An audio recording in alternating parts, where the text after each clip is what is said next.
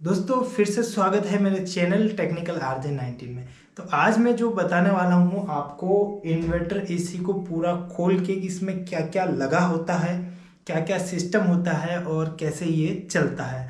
तो देखते हैं इसको खोल के पूरा कि भाई इसमें क्या क्या सिस्टम होता है और कैसे ये काम करता है।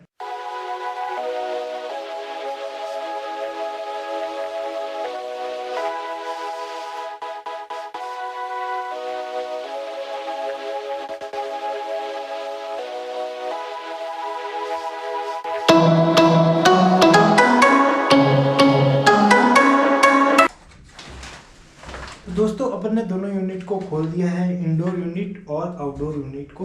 और अब मैं बताऊंगा आपको ये इंडोर यूनिट और आउटडोर यूनिट जो है इन्वर्टर का कैसे काम करता है। दोस्तों जो इंडोर यूनिट है वो बिल्कुल सेम है जो नॉन इन्वर्टर एसी जो होता है उसकी इंडोर और इन्वर्टर एसी की इंडोर बिल्कुल सेम है दिखने में। और इसमें जो पीसीबी वगैरह लगी होती है उसका सिस्टम भी सेम है, वैसे ही सिस्टम अलग है बट दिखने में बिल्कुल सेम है। मैं आपको इन्वर्टर एसी से ही पूरा कंप्लीट बता दूंगा कि इन्वर्टर एसी क्या होता है और नॉन इन्वर्टर एसी क्या होता है और दोनों कैसे काम करते हैं इसके बारे में कंप्लीट बताऊंगा। तो दोस्तों सबसे पहले मैं आपको ये बता देता हूँ इन्वर्टर एसी होता क्या है। दोस्तों इन्वर्टर एसी जो है आपके एसी वोल्ट को डीसी वोल्ट में कन्वर्ट करके चलता है, उसको इन्वर्टर एसी बोलते हैं। ना कि आपके घर में जो इन्वर्टर लगा होता है उस पर चलने वाला एसी इन्वर्टर एसी होता है दोस्तों। तो दोस्तों इन्वर्टर एसी और नॉन इन्वर्टर एसी दोनों ही 220 वोल्ट पे ही चालू होते हैं, जबकि इन्वर्टर एसी है वो एसी वोल्ट से चालू होकर डीसी वोल्ट में कन्वर्ट हो जाता है। इसी टेक्नोलॉजी को अपन इन्वर्टर एसी कहते हैं। दोस्तों ये अपने पास है इन्वर्टर एसी। तो इन्वर्टर एसी और नॉन इन्वर्टर एसी दिखने में बिल्कुल एकदम सेम होते हैं, इसमें कोई भी चेंजेस नहीं होता है। तो चेंजेस है तो बस सिर्फ इनके चलने का सिस्टम जो है, इसका जो इसके अंदर डिवाइस वगैरह लगे होते हैं उनका चेंजेस है। जबकि इन्वर्टर एसी में आपको इंडोर और आउटडोर दोनों में पीसीबी मिलेगी, जबकि नॉन इन्वर्टर एसी में है वो आउटडोर में पीसीबी नहीं मिलेगी, इंडोर में पीसीबी मिलेगी। इंडोर की जो सिस्टम है वो चलने में अलग होता है इंडोर और इन्वर्टर एसी और नॉन इन्वर्टर एसी में, जबकि दिखने में बिल्कुल सेम होता है। अंदर से भी जो इसमें सिस्टम होता है पीसीबी वगैरह मोटर वगैरह लगी हुई थी बिल्कुल सेम दिखती है, नॉन इन्वर्टर जैसे ही दिखती है इन्वर्टर एसी की। जबकि आउटडोर है उसमें चेंजेस आपको लगेगा। जब भी आउटडोर खोलेंगे तो आपकी ये पीसीबी वगैरह उसमें इन्वर्टर एसी में लगी हुई मिलेगी, जबकि नॉन इन्वर्टर एसी आपको पीसीबी नहीं मिलेगी और वैसे ही ये सिस्टम उस टाइप से ही मिलेगा। दोस्तों इन्वर्टर एसी में एक चीज़ और है कि इन्वर्टर एसी में कैपेसिटर नहीं लगा होता है, जबकि नॉन इन्वर्टर एसी में कैपेसिटर लगा होता है। और इन्वर्टर एसी में है पीसीबी वगैरह सिस्टम से पूरा इसको सेट किया जाता है। तो सबसे पहले अपन बात करते हैं इसकी सेफ्टी की। तो दोस्तों सेफ्टी के हिसाब से अगर देखा जाए तो आपका सबसे बेस्ट एसी है वो है नॉन इन्वर्टर। नॉर्मल एसी जो है वो ही आपका बेस्ट रहेगा और जो इन्वर्टर एसी है वो आपका बेस्ट नहीं रहेगा, क्योंकि दोस्तों इन्वर्टर एसी में डीसी वोल्ट चलता है और नॉन इन्वर्टर एसी में एसी वोल्ट चलता है। सेफ्टी के हिसाब से बताऊँ तो मैं दोस्तों इन्वर्टर एसी में जो डीसी वोल्ट चलता है वो आपको एक कंटिन्यू करंट देता रहता है। जब भी मान लीजिए कहीं से भी आपका कुछ भी करंट लीक हो गया, जैसे मान लीजिए आउटडोर में से हो गया, यहाँ पे लोहे में पूरा लोहे का बना होता है तो इसमें करंट आएगा तो वो आपको छोड़ेगा नहीं, वो आपको पकड़ के रखेगा। करंट डीसी वोल्ट छोड़ता नहीं है, पकड़ के रखता है। जबकि एसी वोल्ट है वो आपको करंट जैसे ही एक बार झटका लगेगा तो वो आपको फेंकेगा दूर, ठीक है। तो उससे आप काफ़ी बचने का चांस रहता है और कम हानि होनी होती है उसमें। जबकि इन्वर्टर एसी है उसमें अगर आपको झटका लगेगा तो वो आपको छोड़ेगा नहीं, पकड़ के ही रखेगा, जिससे आपको करंट बहुत ज़्यादा लग सकता है और आपकी इसमें बहुत हानि हो सकती है दोस्तों। तो सेफ्टी के हिसाब से ये इन्वर्टर एसी अच्छा नहीं है और नॉन इन्वर्टर एसी काफ़ी अच्छा है। अब बात करते हैं इसके कुछ अच्छी जो फीचर्स हैं उसके बारे में। तो सबसे बेस्ट और सबसे अच्छा जो इसमें एक ही फीचर्स दे रखा है, वो मुझे जो जहाँ तक लगा वो एक ही फीचर्स है, वो है इसका टेम्परेचर का सिस्टम। इसका टेम्परेचर का जो सिस्टम है दोस्तों, जो इसमें अपन ने सेट कर दिया है, मान लीजिए 25 का टेम्परेचर सेट कर दिया है, तो इसका रूम का जो टेम्परेचर 25 सेट किया अपन ने, जैसे ही रूम का टेम्परेचर 25 आ जाएगा तो दोस्तों ये एसी है अपना स्पीड को धीरा कर लेगा, ये अपने स्पीड को धीमा कर लेगा, ना कि ये कट ऑफ होगा और बंद होगा, ऐसा नहीं होगा। अपनी जो स्पीड है वो उसको धीमा कर लेगा। वो धीमा कैसे करेगा? इसकी पीसीबी के हिसाब से। इसमें जो पीसीबी लगी है इंडोर का जो सेंसर है, ये रूम सेंसर वगैरह, रूम सेंसर और कोल सेंसर है, ये सेंसिंग करेगा और जो आउटडोर की पीसीबी है उसको सेंसिंग करेगा, और उसके बाद ये जो कंट्रोलर है आउटडोर का वो इसको पूरा कंट्रोल करेगा। इसमें सेंसर लगे होते हैं जिससे ये कंट्रोल करता है और पूरा इसको कंट्रोल करके अपनी स्पीड को थोड़ा कम कर लेता है, और ना ट्रिप होता है और ना ही ये बंद होता है।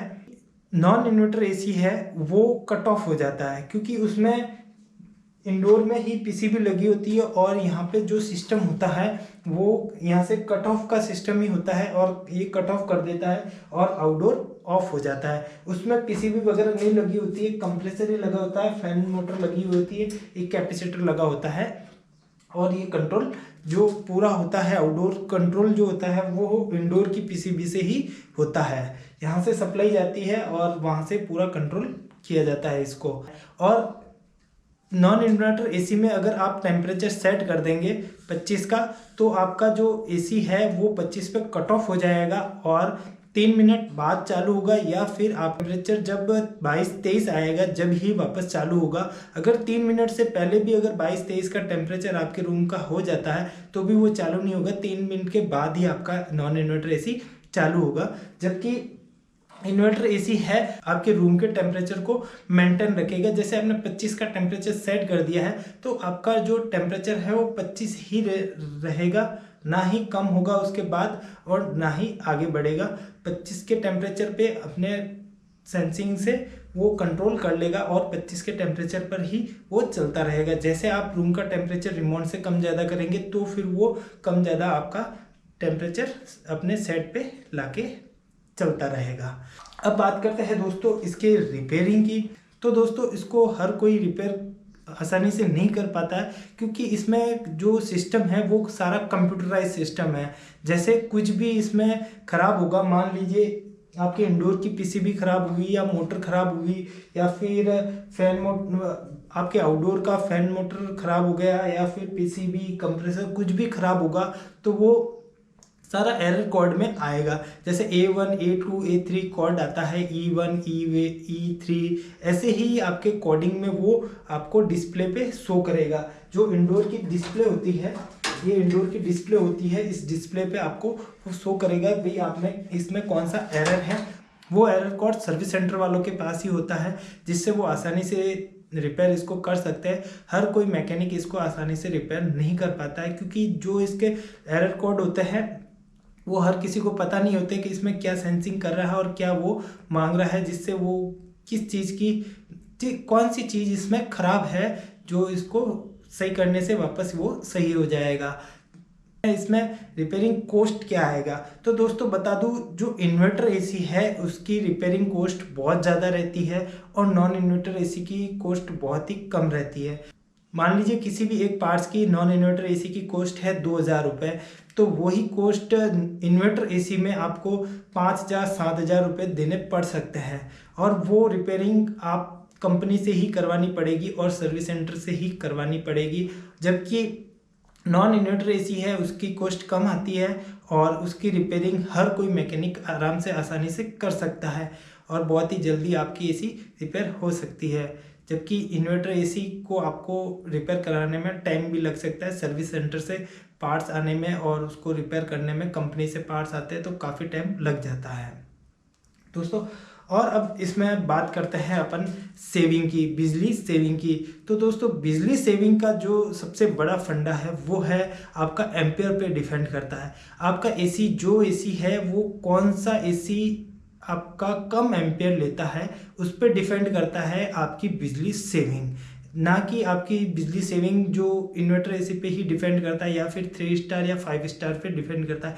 ऐसा कुछ भी नहीं है दोस्तों, क्योंकि मैंने काफ़ी बार इस चीज़ को प्रैक्टिकल भी किया है और आपके सामने मैं इसको लाइव कभी बता भी दूंगा कि कौन सा एसी कम बिजली लेता है और कौन सा एसी ज़्यादा बिजली लेता है। दोस्तों अगर आप चाहते हो कि मेरा एसी जो है बिजली सेविंग करे तो उसमें एक ही कारण नहीं होता है कि आप 3 स्टार या 5 स्टार एसी लें या फिर इन्वर्टर एसी ही लें। आपको AC time to time service भी करवाना पड़ेगा। टाइम टू टाइम अगर आप उसको अच्छे से मेंटेन रख रहे हैं, सर्विस करवा रहे हैं, तो आपका एसी जो है काफ़ी अच्छा चलेगा और काफ़ी बिजली भी सेविंग करेगा और अपनी लाइफ भी अच्छे से बनाए रखेगा। अपनी लाइफ भी, उसकी लाइफ भी काफ़ी बढ़ जाती है एसी की सर्विस करवाने से। रूम को जितना हो सकेगा पैक रखेंगे तो आपका एसी काफ़ी अच्छा चलेगा और काफ़ी अच्छी कूलिंग करेगा। ये भी होता है आपकी बिजली सेविंग का कारण कि आप रूम को खुला रखते हैं और फिर एसी चलाते हैं, फिर बोलते हैं कि मेरा एसी बहुत ज़्यादा बिजली खर्च कर रहा है।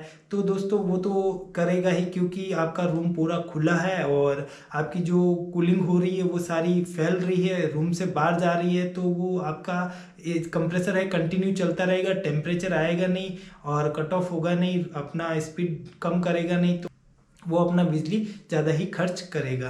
दोस्तों चैनल पे नए हैं तो प्लीज़ चैनल को सब्सक्राइब कर दीजिएगा, पास ही बेल आइकन बटन को प्रेस कर दीजिएगा, ऑल पे क्लिक कर दीजिएगा ताकि मेरा जो भी नया वीडियो है सबसे पहले आप देख सकते हैं। तो मिलते हैं बहुत ही जल्दी नेक्स्ट वीडियो में और बहुत ही अच्छे टॉपिक के साथ। अगर और भी कुछ आपको जानना हो एसी के बारे में, वॉशिंग मशीन और फ्रिज के बारे में, तो आप मुझे कमेंट में बता सकते हैं, इंस्टाग्राम पे भी मैसेज कर सकते हैं।